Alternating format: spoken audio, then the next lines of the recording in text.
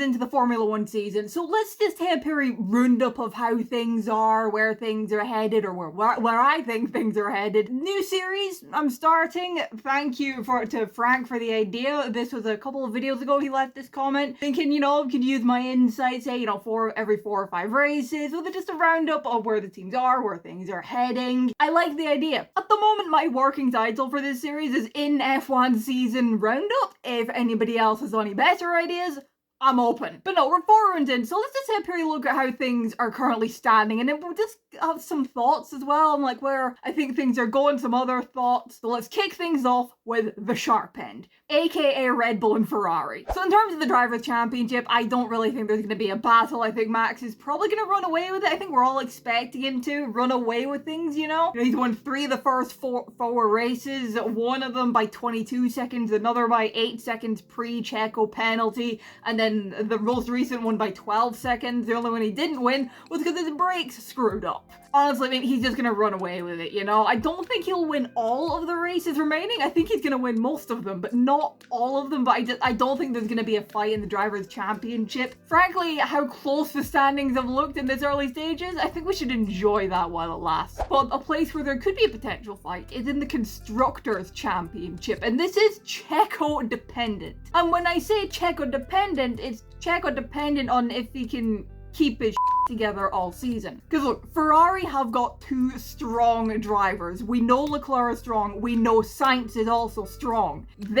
Ferrari seem to have things mostly together. We'll get to Ferrari though, and I say mostly. And if Checo does fall away as the season goes on, as we saw him do last year, then Ferrari could be on for the Constructors' Championship, The gap is 21 points at the moment. Not a massive gap, not a tiny gap. I mean, by Constructors' standards, it's less than 1 race weekend's worth of points worth of a gap. But seriously, if Ferrari can keep things up, and if Checo does happen to fall away, then there could be a Constructors battle on. But with that being said, Checo has been very good at the start of this season, except for Australia. Australia was maybe a little bit wobbly for him, although it was a bit wobbly for Red Bull in general maybe. But he's had a really good start to the season, So if he can keep that up, then we won't have a fight in the Constructors' Championship and Red Bull could just run away with it again. But all I'm saying is there's potential. But it's all dependent on what Checo's gonna do. In terms of Red Bull, I probably will end up doing a video on them eventually. There's not much really to say about them other than the fact that they are still the class of the field. Max Verstappen is still the class of the field. There is a bit more to say about Ferrari though. At the moment,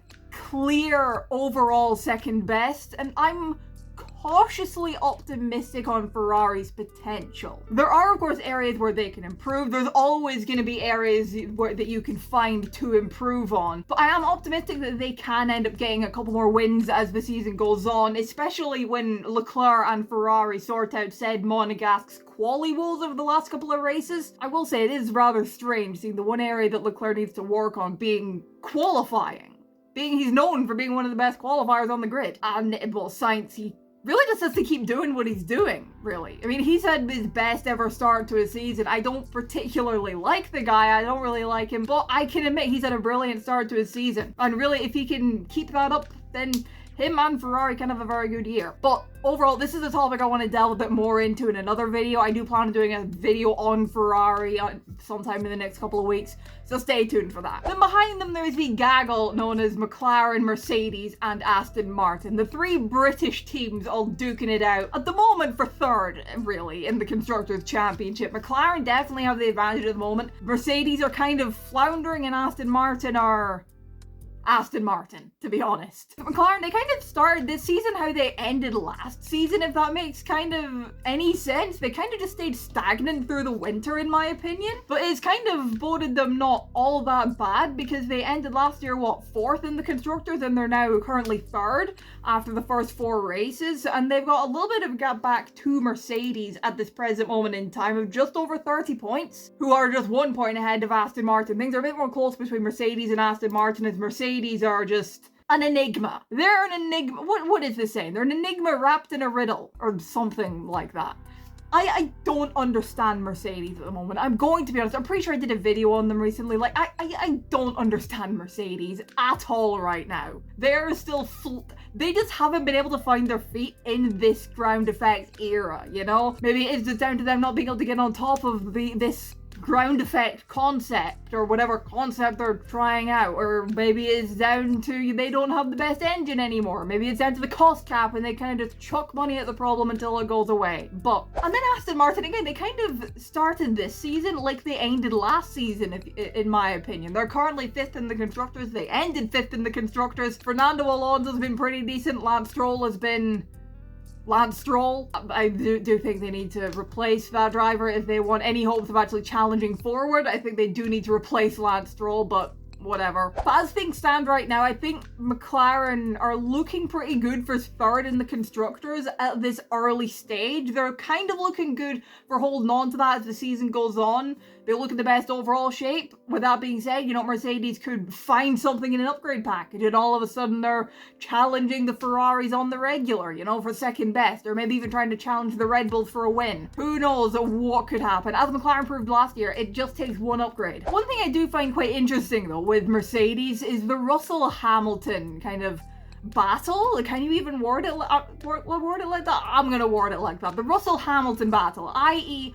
who's gonna finish ahead? So far in their 12 seasons as teammates, then Russell finished ahead in the first one, Hamilton finished ahead in the second one, and now in the third one, Russell has looked like the more comfortable Mercedes driver. It's kind of swinging season on season who's the more comfortable. In 2022, Russell was very, very consistent. 23, Hamilton seemed pretty damn good with the car he had, which, let's be fair, the W14, it maybe wasn't as bad as the W13, but it wasn't exactly brilliant either. And then this W15, Hamilton has not seemed very happy with it so far. I'm willing to bet he's going to be counting down the days until he goes to Ferrari. Right now, I think Russell will finish ahead of Hamilton in the standings, and that's no easy task to finish ahead of Lewis Hamilton in the Drivers' Championship in the same machinery. It's only been done 3 times before. Once by Jenson Button in 2011, another by Nico Rosberg in 2016 when he won the championship, of course, and then of course 2022, George Russell beat Hamilton in his first season in Mercedes. Very good from him. I think he can do it a second time this year. Honestly, I do. My thinking here does kind of come down to the fact that Russell's had a much more comfortable start with his car, to word it one way,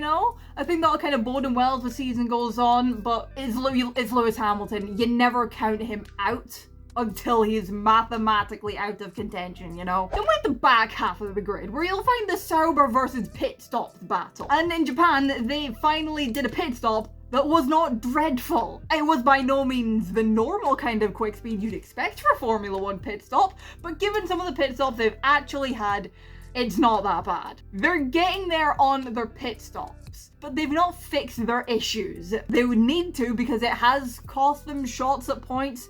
Perhaps, Bottas could have had a shot at a point or two in Melbourne if he didn't have that really slow stop. Maybe if they weren't so conservative today, then as I'm recording this on Sunday, quite a few hours after the race, perhaps then they could have had it, they could have had a point today, but who knows what could have happened. That's all just ifs and buts and maybes, Then there's the Williams versus their chassis battle. As I'm recording this on Sunday evening, as I said, Williams are probably going to be freaking sobbing.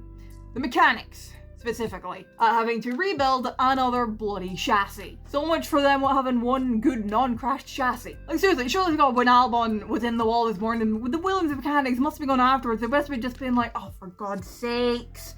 Seeing Albon crash their good uncrashed chassis after letting him keep said good uncrashed chassis, and giving Logan the damaged chassis, or the repaired chassis rather, that Alex wrote off back in Australia, so that said driver, who is the quicker driver of the two, could keep the good uncrashed chassis that he then crashed, knowing full well they don't have a spare until Miami. Like, these Williams chassis are really going through it. One was crashed in Australia, it was written off for the rest of the weekend, it got repaired, Logan crashed that in FP1, they repaired the car again, then the one good chassis they had, the uncrashed one, it goes into the barrier. I think they will have 2 cars in China.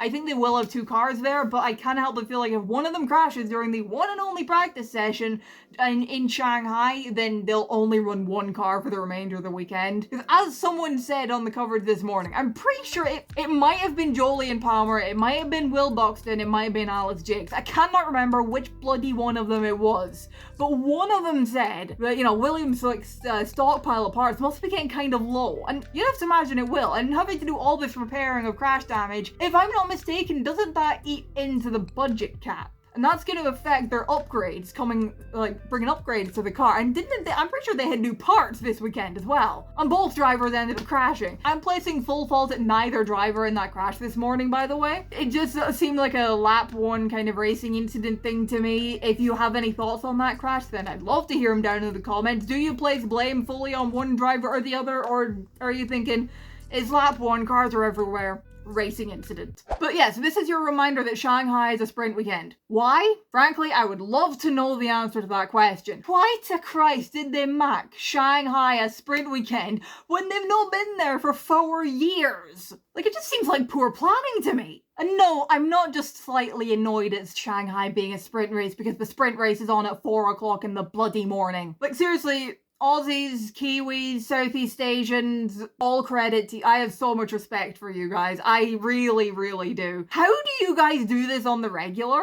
Like, these stupid times. How do you do that on the regular? Like, to be honest, Australia being so much earlier, like it was at 4 a.m. here in the UK for the race, 5 a.m. for quali. That weekend being so early, it actually made Japan not quite as bad as it has been the last couple of years. But seriously, those of you who have stupid times for sessions all the time, how do you do it?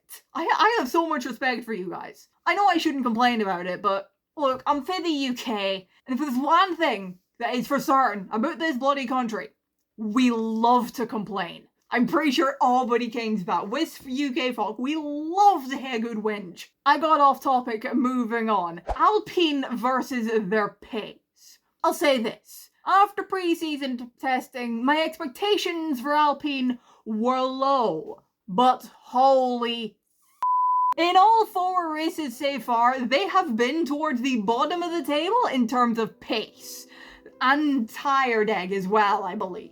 Ocon has been great the last 2 qualifyings, getting into Q2. He was celebrating them on the radio like it was a bloody race win. And he did, I believe, have a brake issue in Australia. Did that cost him a shot at a point? Well, maybe. And yes, the Alpines did run in the points in Australia, but that was because they were out of sequence in terms of pit stops. Although right now, I will be quite frankly surprised if Alpine is not at the bottom of the table in the Constructors' Championship at the end of the season. But I do not see how they can get themselves off the bottom of the table, quite honestly. I don't right now. They're going to need to pull out some upgrades. And of course, remember, both of their drivers are out of contract at the end of the year. I'm sticking to my guns on I think that Ocon is going to go and Gasly will stay. I made that prediction in my video doing predictions for the 2025 grid. I think Gasly will stay. I'm sticking by that thought. It is going to be interesting to see who they end up convincing to get into that second seat if Ocon does indeed leave. Maybe they'll get Jack doing it. Who knows? But we'll have to see what happens. Right now, it does not look good for Alpine. It looks better for Haas and VCAR, or AlphaTauri as I'll just call them. Haas do continue to impress me. I'm gonna be honest, I just did a video on them. Like, they weren't as good in Japan, but you know, they weren't terrible either. And again, like I said, I just did a video on them, so I won't go too much into details on Haas. And here's where I just want to point out one thing. Leclerc was not the only one to do a one-stopper in Japan. Magnussen also did a one-stopper, and he kind of made it work. I say kind of, because he did not score points. However, he did move forward from P18, where he started, up to P13. So he kind of made it work, you know? And one thing I do just want to point out here, this chart posted by Kevin Harmon after the race, the tire deg chart, you will notice that the drivers with the least tire deg in that race were the ones on the one stop, which I do find a little weird. It is tight in that bottom half of the field, but the P6, P7 battle right now, it does seem to be Haas versus AlphaTauri.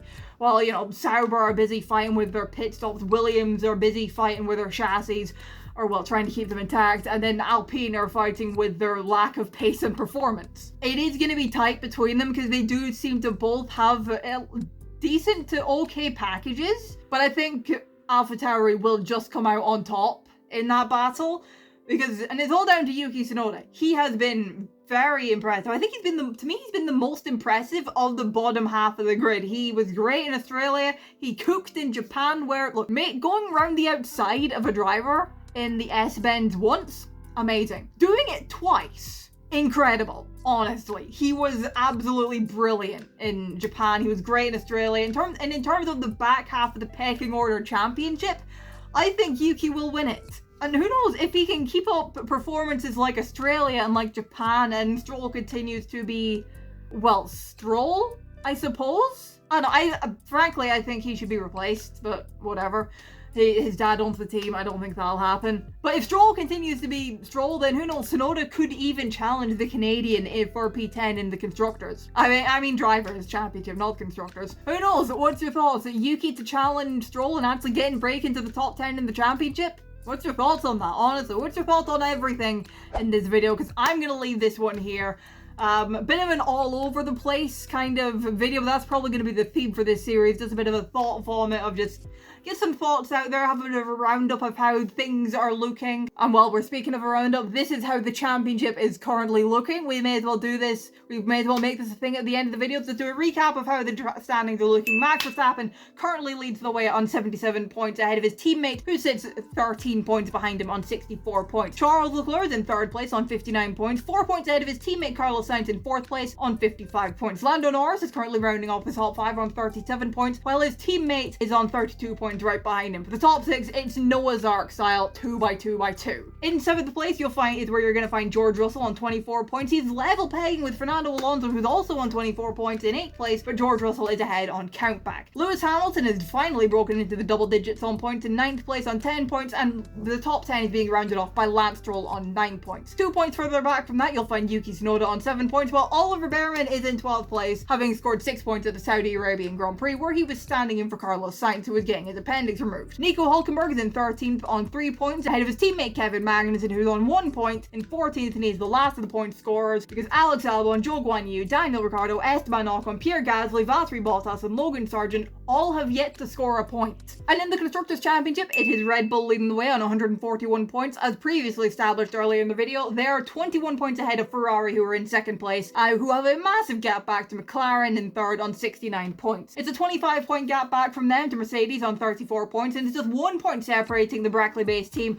with their Silverstone customer team, Aston Martin, who are on 33 points. AlphaTauri are currently sitting in 6th place, or whatever the heck you want to call them. They're on 7 points, 3 points ahead of Haas, who are sitting on 4 points, and then Williams, Kick Sauber, and then Alpine are still to get off the ground. And that'll do it for the first episode of this series. Next episode of this series, probably after Monaco or Canada. I haven't decided after which one yet. We'll see. Yeah, we'll see what happens. So, but for now, let me get your thoughts down in the comments below. Drop a like if you enjoyed the video. Subscribe if you're new around here. Thank you all so much for watching, and I will see you in the next video. Bye-bye.